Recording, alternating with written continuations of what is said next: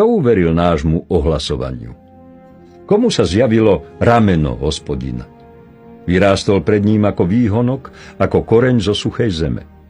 Nemá podobu ani krásu, aby sme na neho hľadeli, ani výzor, aby sme po ňom túžili.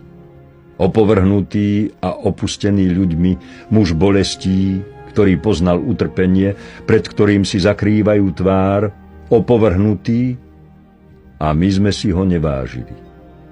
Naozaj, on niesol naše choroby a naše bolesti ho obťažili.